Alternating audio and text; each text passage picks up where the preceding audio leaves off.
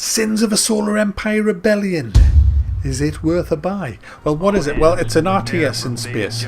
It's Command and Conquer in space, essentially, but it's a really good game. It doesn't play obviously the same as Command and Conquer, but real-time strategy, that's what RTS stands for. And what that means is that the game never stops. So while you're thinking about what you're going to do, the enemy's still doing theirs. They're just working away. It happens in real time. So I love strategy games like that because it keeps you on your toes and it feels like you're actually in a living, breathing world. This game doesn't have a campaign as such. It just has a lot of different maps, medium, small, large. It even has a map editor. And what you do, you just set who you want in the map. You can either play co-op with your friends, you can play multiplayer head-to-head with them, or you can bring in AI. It's like Command and Conquer, you can mix AI and multiplayer people and all the rest of it. You can play up to 8 players per game, and on a large map that can last hours. I generally play with 7 AI because I've got no friends. That's not true, but it is Mac. It is. I'm the kind of guy now where I can't be asked with... I used to be able to be asked with complicated games. In fact, when you bought a Microprose game back in the day, you used to get a manual like a phone book. And I used to absorb it all and I would read the whole thing from cover to cover. I was just like, I wanted to know everything. Now I just want to know where the bloody button is that blows stuff up. I mean, I don't know why that is. Maybe I'm just getting on a bit.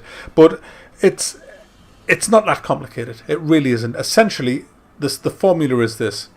You need to take over planets in order to get money. The money resources in this game are crystals and metal. They allow and money and credits, obviously. So you got crystal, metal, and credits. How do you get credits? You tax the people on the planet. How do you get metal and crystals? Well, they're on asteroids orbiting the planet. You just set up a refinery on it, and that's it. You will get a constant. Once you get one planet, you get a constant flow of money, crystal, metal, and credits coming in. As long as you're mining those things on the asteroids. You use that to buy ships, the money. You use the ships to take over more planets. You get more planets, which gets you even more money, which allows you to build a bigger fleet. The only problem with all this is the enemy's doing exactly the same, and somewhere along the line your planet lines are going to meet, and that's when the wars start. Because in this game, the combat is insane. You can have huge fleet battles. I've seen fleets, 80 ships, no problem at all, just absolutely kicking the shit out of each other. Unfortunately, I can't show you all that because the game's just gone through a huge update. And all my save games no longer work because of this huge update. And I haven't played it much since the big update, so I don't have any big battles to show you. But I have got a little fleet that I'm building up now in this game, and it has the biggest ship in the game in it, which is the Titan. And you can see it in action here. It's absolutely insane.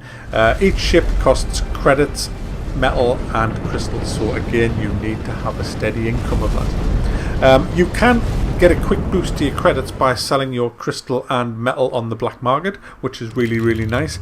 And you can also call in pirate raids. Now, what a pirate raid is, there's a neutral faction called the Pirates that are generally in the centre of the map, and they have hundreds of ships, and I mean that. They have shitloads of ships. And there's a screen you go to where you can just choose who you want to attack, and you just click on their symbol and colour, and the pirates will go and attack them, provided no one pays more money to attack you.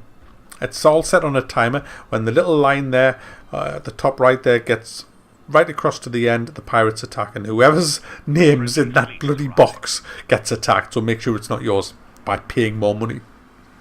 It's a really cool feature because if you don't have many ships in your fleet, you can bring in the pirates to attack, and you can coordinate an attack with the pirates. So you kind of bolstering your fleet, which is really nice.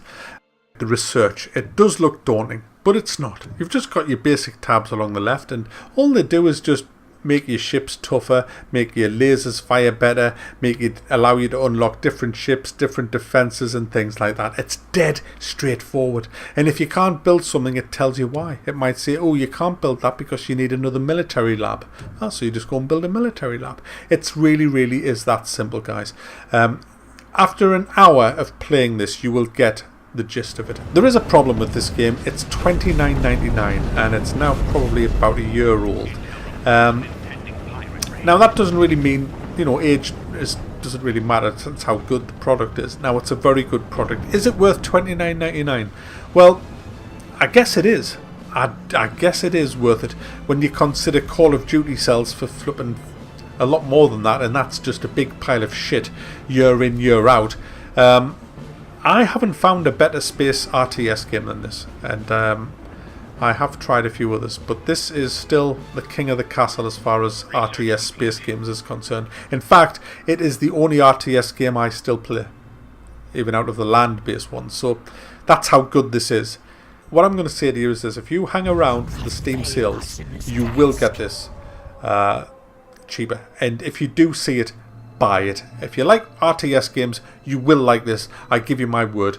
If it was shit, you know what I'm like, I'd tell you. And it's not shit. It's a very, very good game, and you will love it. So, Sins of a Solar Empire Rebellion, is it worth a buy? Yes, it is.